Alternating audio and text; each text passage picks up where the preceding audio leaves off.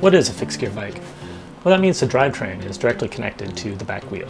So for any movement in the pedals, you see a corresponding movement in the wheel. In order to slow down or stop, you just pedal backwards. Of course, you only have one gear and there's no coasting. The original old-fashioned Dutch bikes also have one gear, but they use what is called a coaster brake.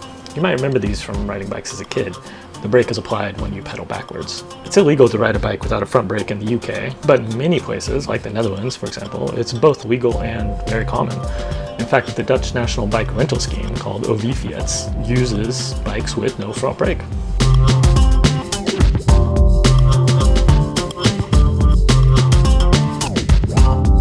How effective are rear brakes?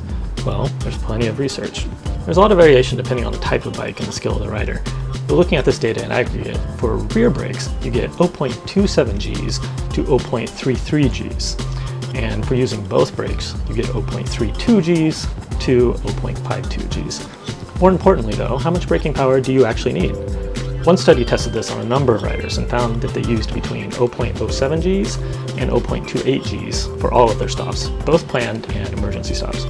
So even an unskilled rider is able to get more than 96% of their braking power from only the rear brake.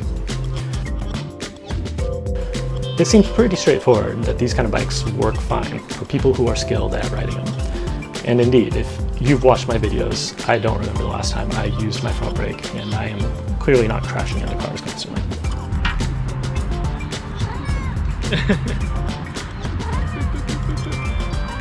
I know it's nature, you're feeling it, huh?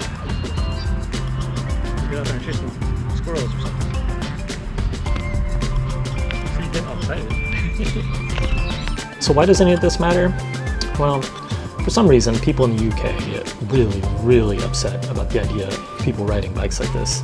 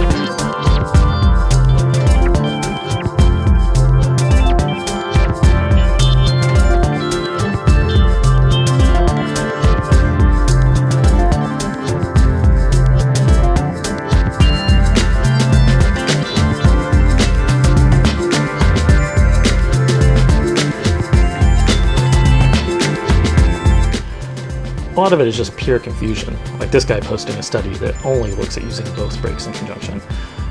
But mostly, I think it's just that there are a certain type of cyclists in the UK that's eager to get into fights. They're constantly outraged and looking for an enemy.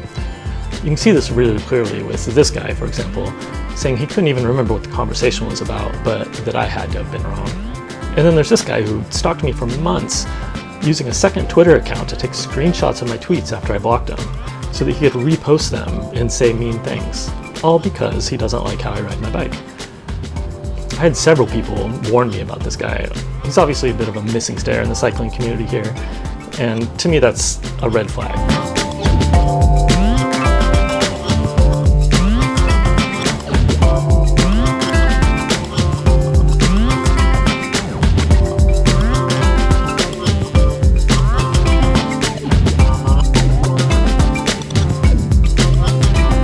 At the end of the day, I just want to say, be nice to people, don't gatekeep. You know, every kind of cycling is valid and no one has a right to say otherwise.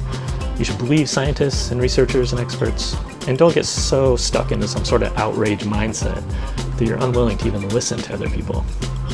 And get out there and ride your bike and pet some cats.